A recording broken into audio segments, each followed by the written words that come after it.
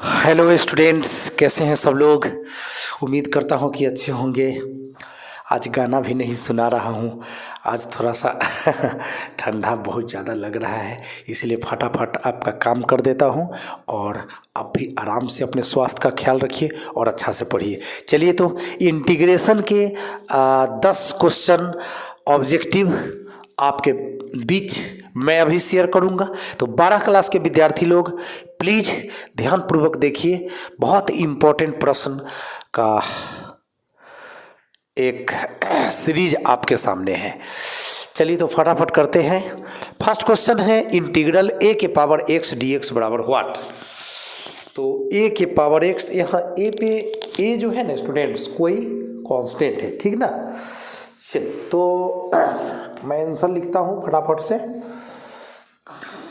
First का solution integral a to the power x d x, ठीक है। इसके लिए सूत्र आपको याद रखना है स्टूडेंट्स, ए का पावर एक्स बाटा में लॉग ए प्लस में सी। ये फॉर्मूला ही है एक तरह से, ठीक है ना।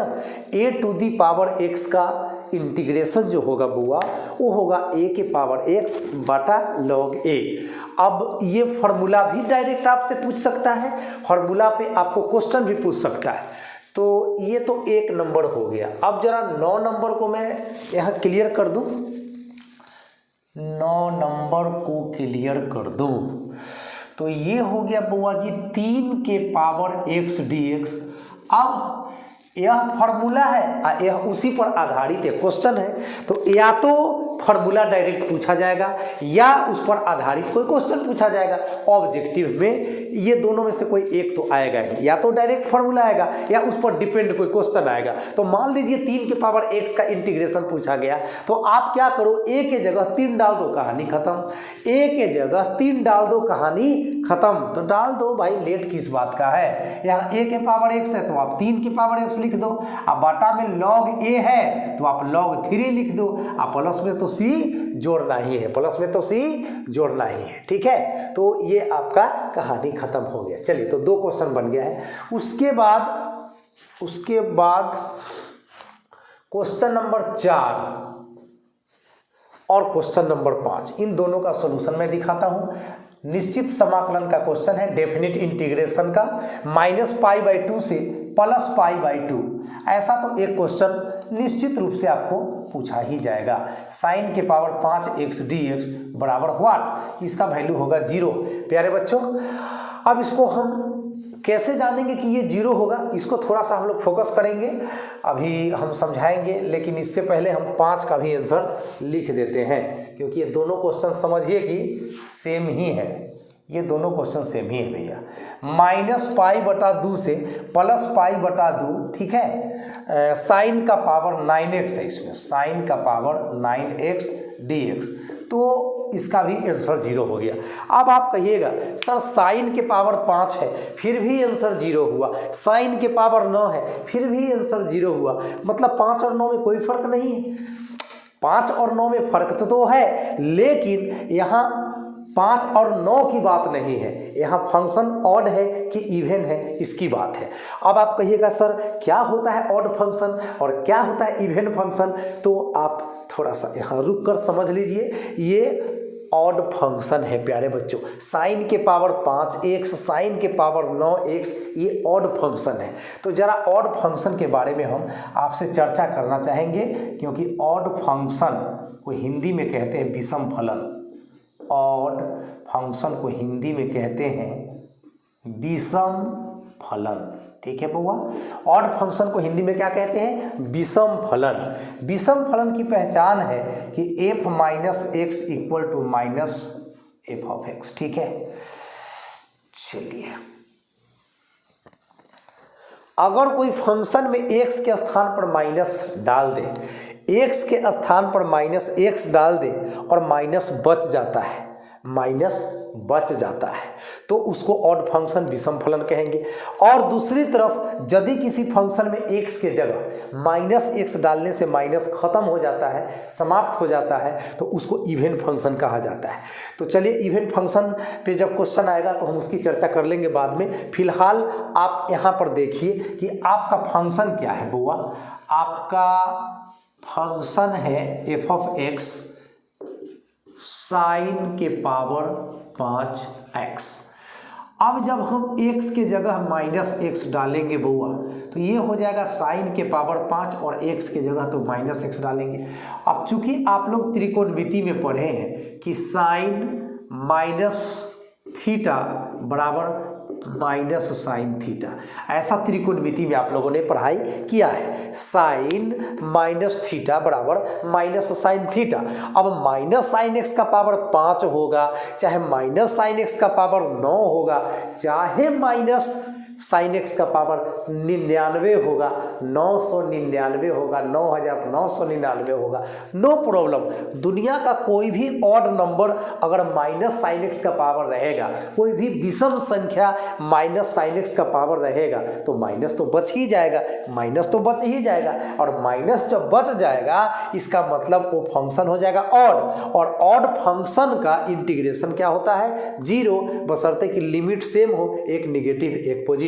तो देख लीजिए माइनस π/2 और प्लस π/2, तो लिमिट तो सेम है π/2 π/2, लेकिन एक निगेटिव एक पॉजिटिव, एक निगेटिव एक पॉजिटिव। तो इस स्थिति में ऑड फंक्शन का जो वैल्यू होता है उसका इंटीग्रेशन करने का जो रिजल्ट होता है वो हो जाता है आपका 0।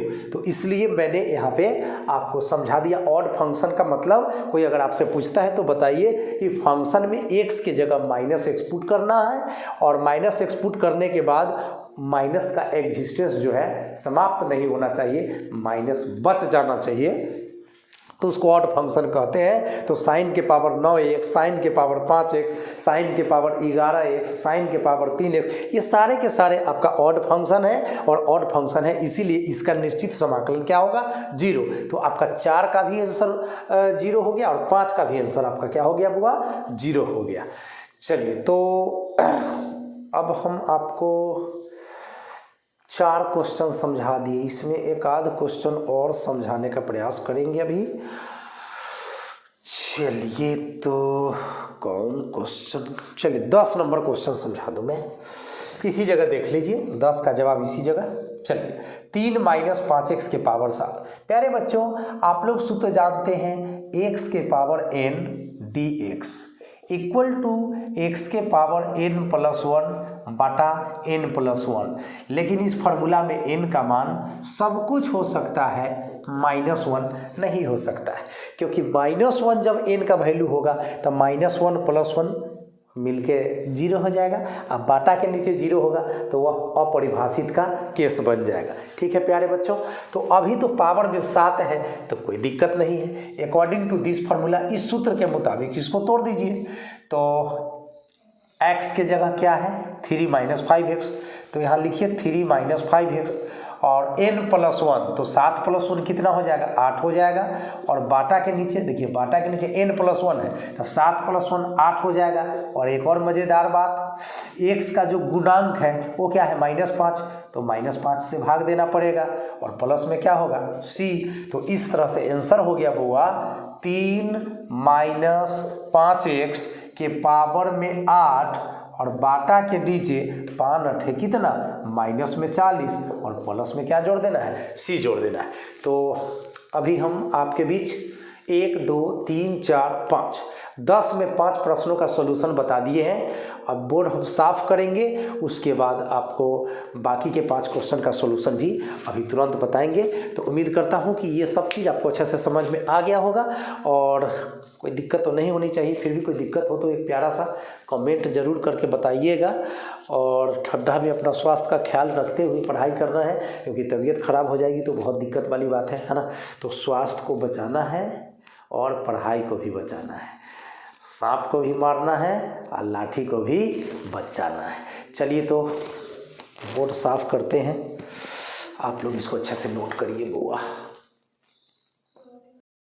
चलिए स्टूडेंट्स, तो देखते हैं सवाल नंबर 2 का solution. Integral log x dx, ठीक है।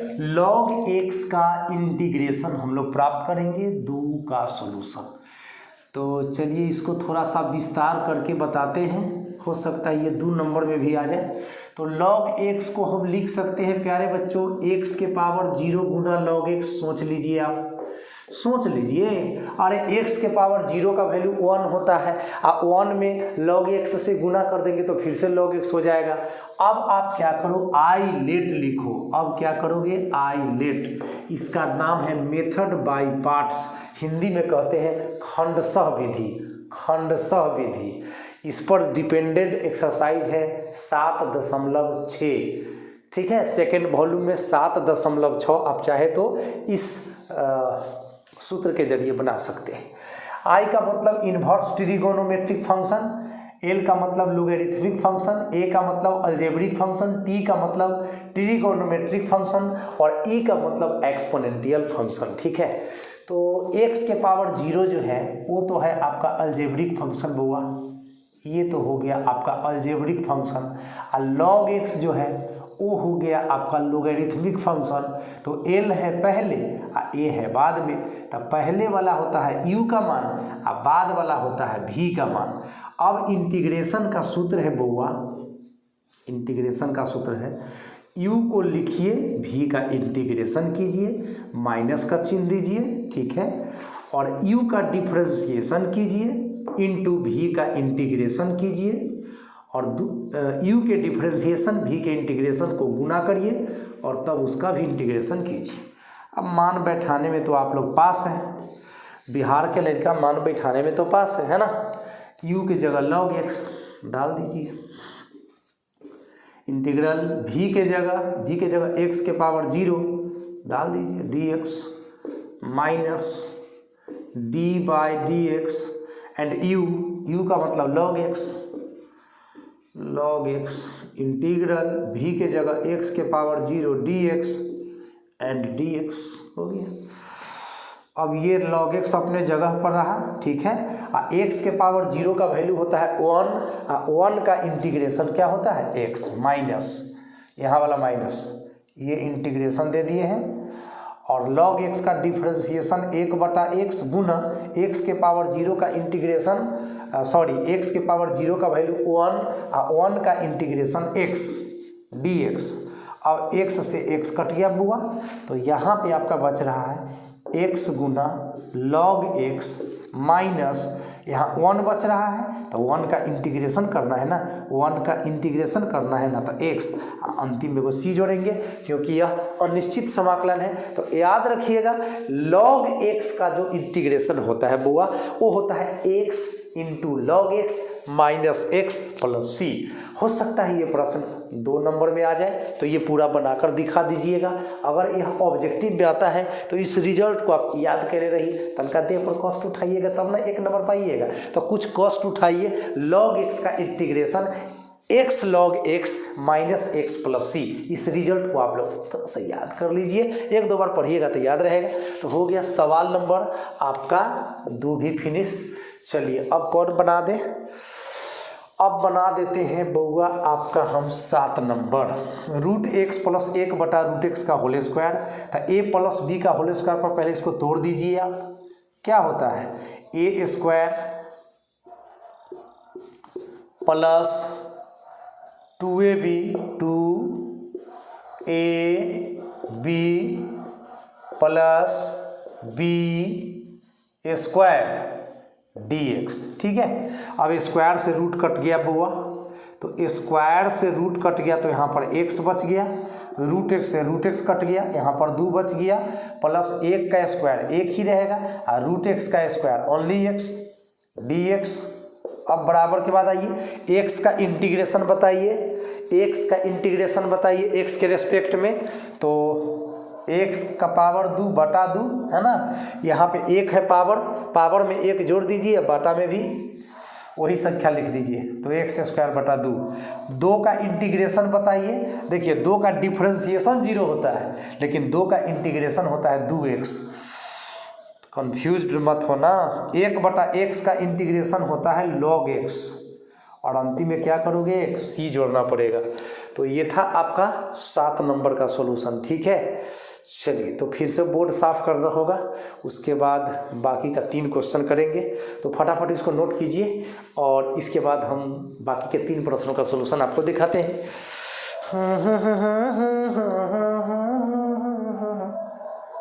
ये तो फटाफट देखते हैं बाकी के 3 प्रश्नों का सॉल्यूशन। क्वेश्चन नंबर 3 बच गया है, 6 बच गया है और 8 बच गया है। चलिए तो सबसे पहले सवाल नंबर 3 का सॉल्यूशन आपको मैं दिखाऊंगा।